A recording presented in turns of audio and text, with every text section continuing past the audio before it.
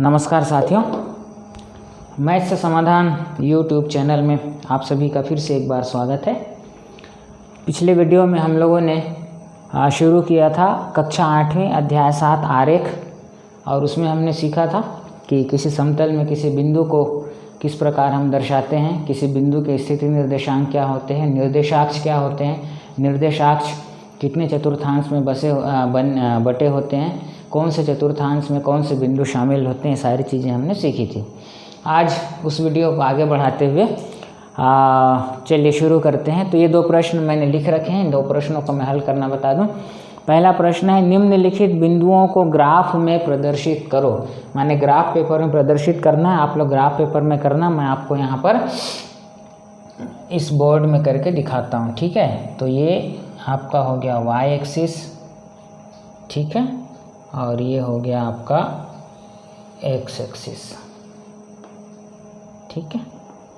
अब यहाँ पर 1-1 सेंटीमीटर में आपको वहाँ लाइन खींची हुई मिलेगी, मैं यहाँ पर बना दे रहा हूँ 2, 3, 4, 5, 6, यहाँ भी 1-1 सेंटीमीटर में 1, 2, 3,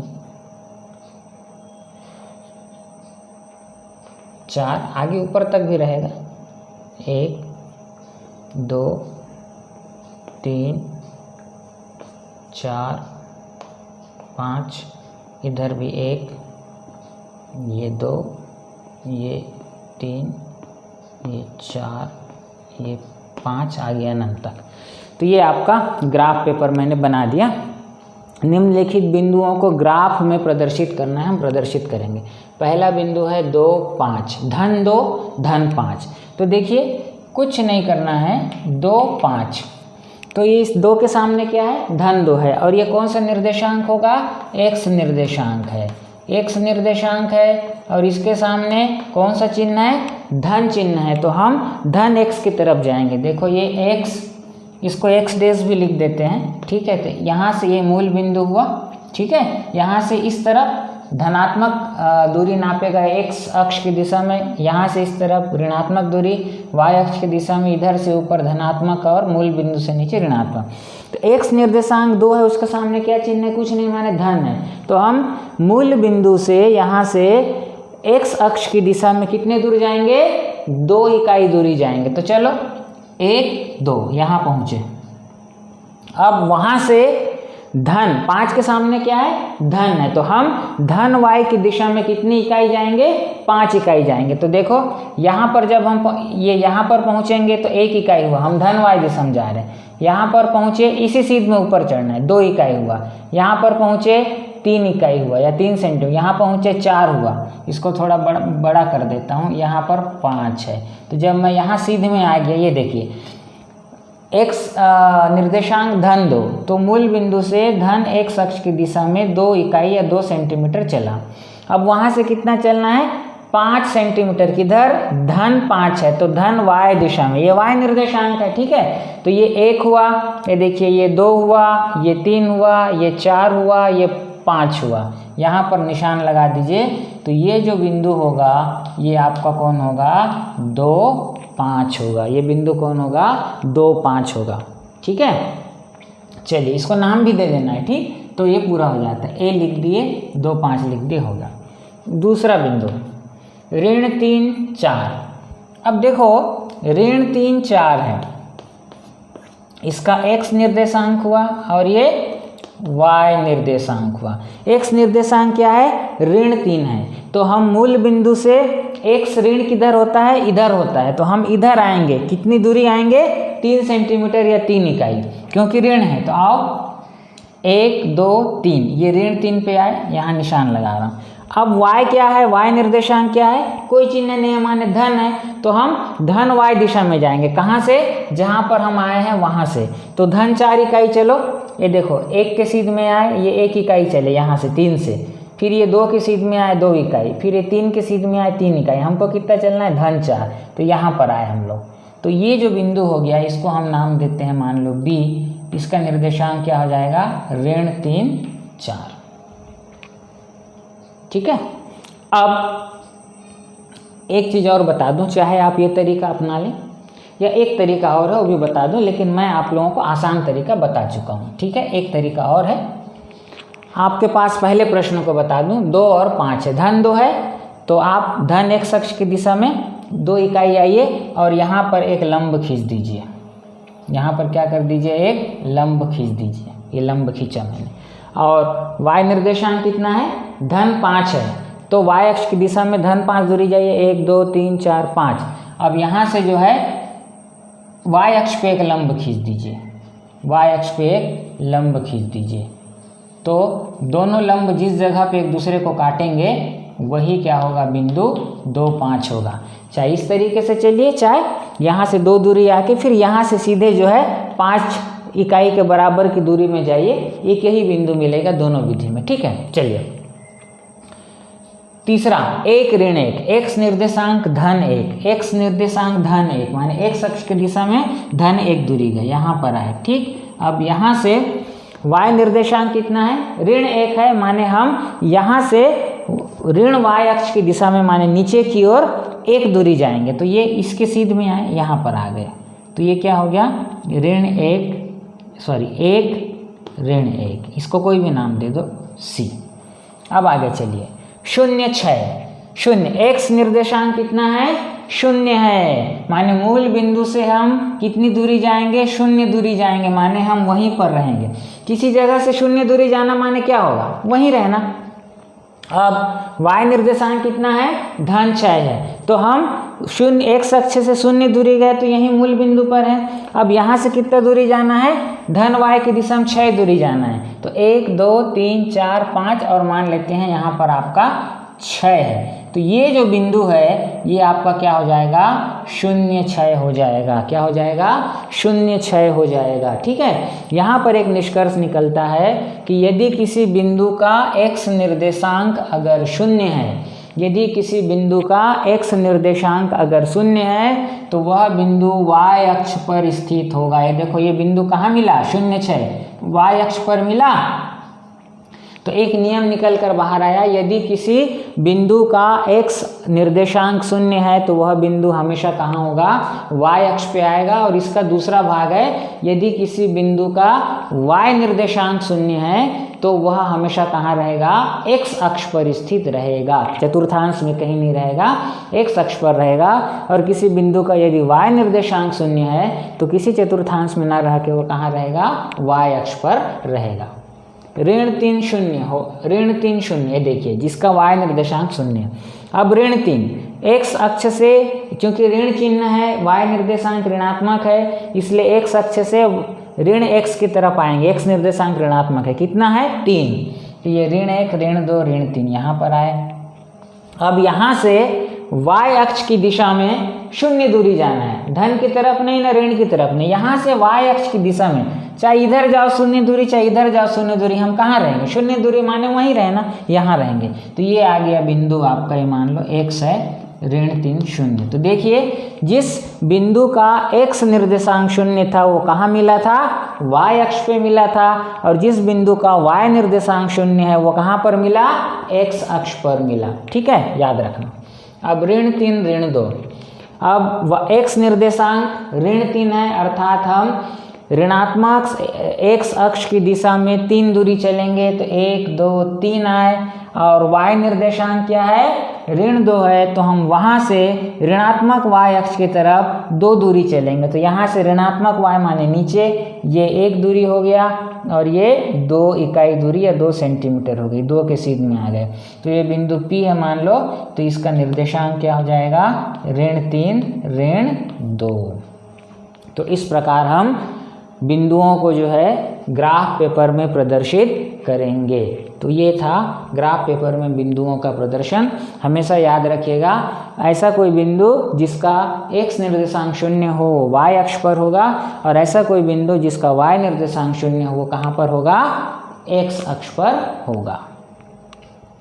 अब अगला प्रश्न है,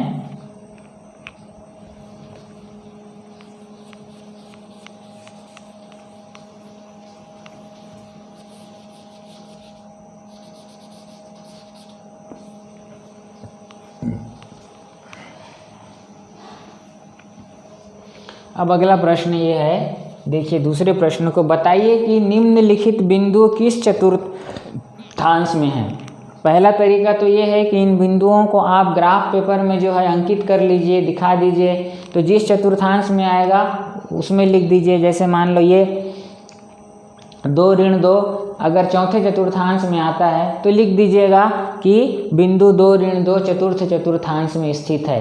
कैसे करके, अभी जैसा बताया उस तरीके से इन बिंदुओं को क्या करके इनकी स्थिति को दिखाकर, कहाँ, ग्राफ पेपर पर जिस चतुर्थांश में आएंगे लिख दीजिएगा कि ये बिंदु इस चतुर्थांश पे है। ये पहला तरीका है और बहुत सही तरीका है। दूसरा तरीका क्या है, दूसरा तरीका मैंने सिखाया था आप लोगों को सीधा, मतलब आपको अगर याद होगा तो, अगर याद आप रख पाए होंगे तो मैंने आप लोगों को बताया था कि ये जो प्रथम चतुर्थांश है, ये प्रथम चतुर्थांश है, इसमें क्या होता है, x धनात्मक होता है और y भी क्या होता है, धनात्मक। तो जिन भी बिंदुओं का दोनों x निर्देशांक धनात्मक और y निर्देशांक धनात्मक होगा वो बिना कुछ किए बता देना है कहाँ पर होगा, प्रथम चतुर्थांश में होगा। अब द्वितीय चतुर्थांश में आप आएंगे तो यहाँ पर क्या हुआ, x जो है ऋणात्मक होता है और y क्या होता है, धनात्मक होता है। तो जिस भी बिंदु का x निर्देशांक ऋणात्मक होगा और y निर्देशांक धनात्मक होगा, आप बेझिझक बोल दीजिए वह बिंदु द्वितीय चतुर्थांश में होगा। फिर अब आप तृतीय चतुर्थांश में आइए। तृतीय चतुर्थांश में x के कैसा है, ऋणात्मक है, और ये y भी कैसी है, कैसा है, ऋणात्मक है। तो जिस बिंदु के भी x निर्देशांक ऋणात्मक और y निर्देशांक ऋणात्मक होंगे, स्ट्रेट वे बोल देना कि वो बिंदु तीसरे चतुर्थांश में है। चतुर्थ चतुर्थांश में आइए, यहाँ पर x कैसा है, धनात्मक है और y कैसा है, ऋणात्मक है। तो जिस किसी बिंदु का भी x निर्देशांक धनात्मक होगा और y निर्देशांक ऋणात्मक होगा वह बिंदु चतुर्थ चतुर्थांश में होगा। अब एक एक करके देखते हैं। 2 ऋण 2, 2 ऋण 2, ये देखिए 2 ऋण 2। इस बिंदु का x निर्देशांक धनात्मक है, कुछ नहीं है माने क्या है, धन है, और y निर्देशांक क्या है, ऋणात्मक है। तो यह बिंदु किस चतुर्थांश में होगा, चतुर्थ चतुर्थांश में होगा। तो आपको उत्तर में क्या लिखना है, बिंदु 2 ऋण 2 चतुर्थ चतुर्थांश में स्थित है। अब देखिए वो मैं समझाने के लिए बनाया, ठीक है। ऋण 4 4, ऋण 4 4, ये देखिए ऋण 4 4, x निर्देशांक ऋणात्मक और y निर्देशांक कुछ चिन्ह नहीं माने धनात्मक। तो जिस किसी बिंदु का x निर्देशांक ऋणात्मक हो और y निर्देशांक धनात्मक हो वह बिंदु कहाँ होगा, द्वितीय चतुर्थांश में होगा। तो बिंदु ऋण 4 4 किस चतुर्थांश में होगा, द्वितीय चतुर्थांश में होगा। ऋण 5 ऋण 4, ऋण 5 ऋण 4, ये देखिए x निर्देशांक ऋण, y निर्देशांक भी ऋण। और मैंने क्या बताया कि हर वो बिंदु जिसका x निर्देशांक ऋणात्मक हो और y निर्देशांक भी क्या हो, ऋणात्मक हो, कहाँ पर होगा, तीसरे चतुर्थांश में होगा। अब ये इंटरेस्टिंग है चौथा 2 0। तो देखिए 2 0, अब 2 0 को मैं ड्रा करके आपको दिखा रहा हूँ, या अभी आपको मैं बताया जिस बिंदु का y निर्देशांक क्या होगा, 0 होगा, वह कहाँ पर होगा, x अक्ष पर होगा। तो ये अगर 1 है और अगर ये 2 है तो ये बिंदु है, ये बिंदु जो है ये 2 0 बिंदु है, ये वाला बिंदु, ठीक है। अब ये बिंदु कहाँ पर है, ये ना तो प्रथम चतुर्थांश में है ना द्वितीय चतुर्थांश में है। तो अगर कोई बोलता है ये प्रथम चतुर्थांश में है या चतुर्थ में है, गलत उत्तर है। मैं स्पष्ट कर दे रहा हूँ, जब भी कोई बिंदु किसी अक्ष पर स्थित होता है वो किसी भी चतुर्थांश से संबद्ध नहीं होता है, वह उस अक्ष से संबद्ध होता है। तो इसके लिए आप क्या लिखेंगे, 2 0, बिंदु 2 0 x अक्ष पर स्थित है। बिंदु 2 0, या और क्लियर करना है, बिंदु 2 0 धन x अक्ष पर स्थित है, 2 0, ठीक है। तो इस प्रकार जो है अब 0 6 0 6, 0 माने x अक्ष की दिशा में 0 गए और वहाँ से धन y की दिशा में 6 गए। तो मान लो 6 यहाँ पर है तो ये 0 6 हो जाएगा बिंदु। तो ये बिंदु 0 6, क्योंकि इसका x निर्देशांक 0 है तो किस अक्ष पर है, y अक्ष पर है। तो सबसे सही उत्तर क्या है कि बिंदु 0 6 y अक्ष पर स्थित है, ठीक है। किसी चतुर्थांश का नाम नहीं लिखना है जब कोई एक निर्देशांक क्या हो, 0 हो। अब अगर आपका प्रश्न होता 0 0,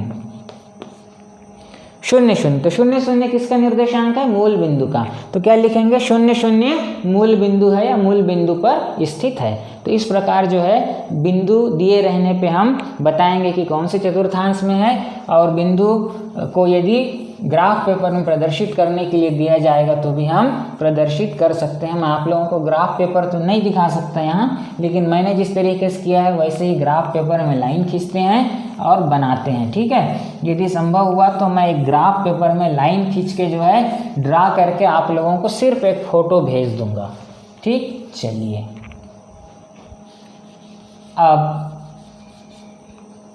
अब आते हैं इस पाठ का आखिरी भाग। यदि हमको कुछ आंकड़े दिए हुए हों, ठीक है, या कुछ बिंदु दिए हुए हों, तो हम किस तरीके से जो है उसका आरेख खींचेंगे। ठीक है, हम आरेख कैसे करके खींचेंगे वो मैं बता रहा हूँ आप लोगों को। ठीक है, कोई सा भी एक उदाहरण ले लेते हैं। ठीक है, तो जैसे मान लीजिए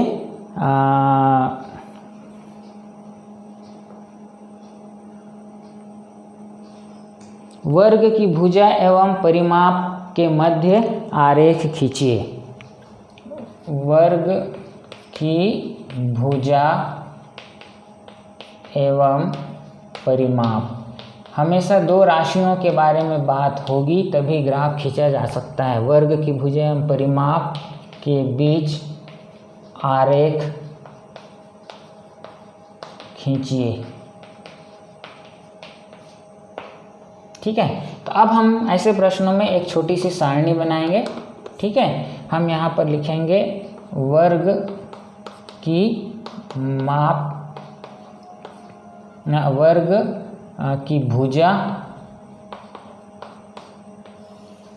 वर्ग का परिमाप,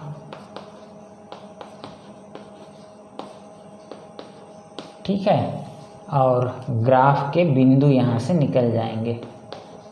ग्राफ के बिंदु यहाँ से निकलेंगे।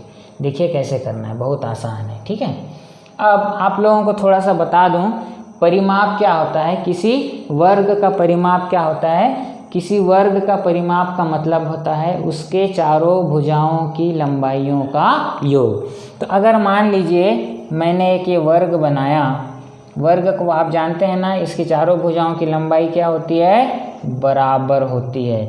तो मान लीजिए इस वर्ग की एक भुजा की लंबाई 1 सेंटीमीटर है, तो इसकी सभी भुजाओं की लंबाई कितनी होगी? 1 सेंटीमीटर होगी, क्योंकि वर्ग की भुजाओं, सभी भुजाओं की लंबाई क्या होती है? बराबर होती है। तो अगर किसी वर्ग की भुजा 1 हो, अब वो सेंटीमीटर है मीटर है, इसलिए मैं 1 इकाई कर दे रहा हूँ। ठीक है ना, 1 है तो उसका परिमाप कितना होगा? 1 धन 1 2, 2 और 1 3, 3 और 1 4। क्यों? क्योंकि वर्ग का परिमाप का मतलब होता है वर्ग की चारों भुजाओं की लंबाइयों का योग। अगर वर्ग की भुजा को मैं 1 इकाई मानूं, इकाई का मतलब है वो सेंटीमीटर है या फीट है या मीटर है, हम उसको छोड़ रहे हैं। 1 इकाई है तो उसका परिमाप कितना होगा? 1 और 1 2, 2 और 1 3 और 1 4। तो हम इसको जो है x माने x अक्ष में दिखाएंगे वर्ग की भुजा को। तो वर्ग के परिमाप को हम अगर y अक्ष में दिखाएंगे तो वर्ग की भुजा की लंबाई अगर 1 हुई तो उसका परिमाप कितना हुआ? 4 हुआ। माने अगर x निर्देशांक 1 हुआ, x निर्देशांक 1 हुआ तो y निर्देशांक कितना हुआ? 4 हुआ। ठीक है, वो ग्राफ के लिए बिंदु इस तरीके से निकालना है। फिर अब मान लेते हैं वर्ग की भुजा 2 है। वर्ग की भुजा 2 इकाई है, 2 सेंटीमीटर है या 2 फीट है या फिर 2 मीटर है, जो भी है। तो सभी भुजाओं की लंबाई 2-2 इकाई होगी। तो इसका परिमाप, वर्ग का परिमाप अर्थात इसके चारों भुजाओं की लंबाइयों का योग कितना होगा? 2 2 4, 2 6 और 2 8। तो हमारे ग्राफ के बिंदु क्या हो जाएंगे? अगर x निर्देशांक 2 हुआ अर्थात वर्ग की भुजा 2 हुई तो उसका परिमाप अर्थात y निर्देशांक कितना हो गया? 8। एक आध बिंदु और निकाल लीजिए। ठीक है, चलिए 3 लिख दीजिए। तो अगर वर्ग की भुजा क्या है? 3 हुई तो शेष भुजाएं भी कितने कितने की हो जाएंगी?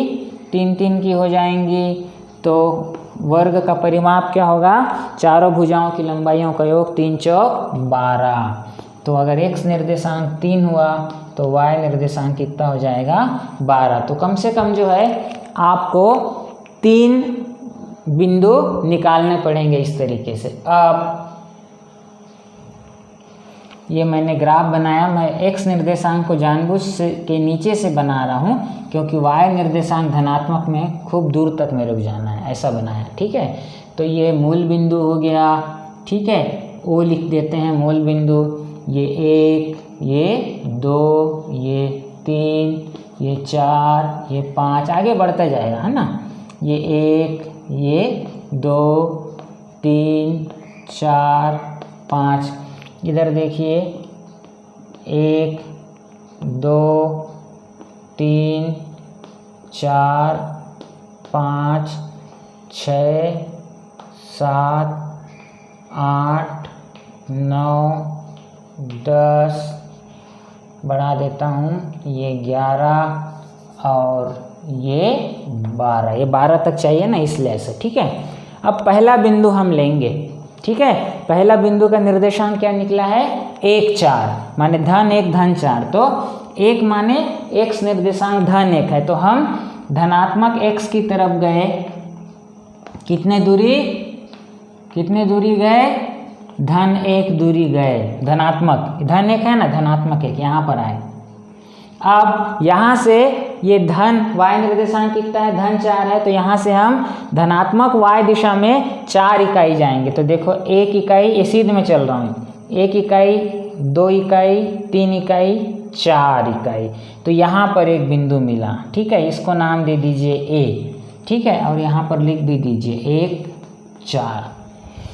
अब दूसरा बिंदु क्या है 2, 8 है, तो धनात्मक x की दिशा में 2 दूरी गए हम, और वहाँ से धनात्मक y की दिशा में 8 दूरी जाना है। तो देखो ये 1 दूरी, 2, 3, 4, 5, 6, 7, 8, इस सीध में ये 8 हो गया, ठीक है। तो इसको बिंदु B नाम दे दीजिए और 2, 8 लिख दीजिए। अब तीसरा बिंदु क्या है 3, 12 है, तो धनात्मक x निर्देशांक धन 3 है, तो धनात्मक x दिशा में 1, 2, 3 गए, यहाँ पर रुके। अब वहाँ से हमको धन 12 है y निर्देशांक, तो वहाँ से इस 3 के जगह से धन y की दिशा में 12 दूरी चलना है। तो हम चलते गए 1, 2, 3, 4, 5, 6, 7, 8, ये 12 आया, देखिए इस सीध में ये 12 आ गया। तो ये आपका बिंदु हो गया C, 3, 12। तो हमको ग्राफ आरेख खींचने के लिए, माने इसका ग्राफ बनाने के लिए, किसका वर्ग की भुजा और परिमाप के बीच जो संबंध होता है उसको ग्राफीय रूप से निरूपित करने के लिए हमको कम से कम 3 बिंदु निकालने पड़े। हमने पहली बार वर्ग की भुजा 1 माना तो परिमाप उसका 4 गुना 4 हो गया, 2 माना तो 8 हुआ, 3 माना तो 12 हुआ। क्यों ऐसा हुआ? क्योंकि वर्ग का परिमाप उसकी भुजा का 4 गुना होता है, या दूसरे शब्दों में वर्ग का परिमाप का मतलब होता है वर्ग की भुजाओं का योग। एक भुजा 1 है तो सभी भुजाएं 1-1 की होंगी, इसलिए 1, 1, 2 और 1, 3 और 1 होगा भुजा, तो भुजा होगी 1 तो परिमाप होगा 4। तो ये 3 बिंदु मिले, ये बिंदु और ये बिंदु। इन बिंदुओं को स्केल की सहायता से मिला देना है, स्केल की सहायता से मिला देना है। देखिए गड़बड़ हो रहा है, ठीक है। ये तो चूँकि मैंने अंदाजन बनाया है इसीलिए एक सीध में नहीं आ रहे हैं, ये एक सीध में आएंगे, ऐसे एक सीध में आएंगे, ठीक है। और इसको लंबा कर दीजिए इधर, और इसको लंबा कर दीजिए इधर। ये देखिए ये और ये। तो किसी वर्ग के भुजा और परिमाप के बीच का जो आरेख है वो क्या मिलेगा हमको? एक सरल रेखा मिलेगी, है ना। सरल रेखा, सीधी रेखा है कि नहीं। तो वर्ग के परिमाप और भुजा के बीच के संबंध को हमने जब आरेख के द्वारा दिखाया या इसका ग्राफीय प्रदर्शन किया तो हमको क्या प्राप्त हुआ? एक सरल रेखा प्राप्त हुई। हमने यहाँ बिंदुओं को बता दिया। इस तरीके से जो है आपको दिए गए संबंधों के बीच जो है क्या करना है? बिंदु निकालना है और उसके बाद ग्राफीय प्रदर्शन करना है। तो यहाँ पर जो है आपका अध्याय 7 आरेख जो है समाप्त होता है। फिर अगले वीडियो में जो है आगे का पाठ पढ़ेंगे। तब तक के लिए आप सभी को बहुत बहुत धन्यवाद। और मेरे इस मैथ समाधान चैनल को जो है आप अपने सभी शिक्षक साथियों, और अगर आप विद्यार्थी हैं तो अपने साथ के विद्यार्थी, चाहे उसी शहर के हों या दूसरे शहर के हों, छत्तीसगढ़ के हों या उससे बाहर के हों, सबके लिए उपयोगी है। इन वीडियोस को भेजिए, लिंक भेजिए, लाइक कीजिए, शेयर कीजिए, और अगली बार फिर मिलते हैं। बहुत बहुत धन्यवाद। नमस्कार।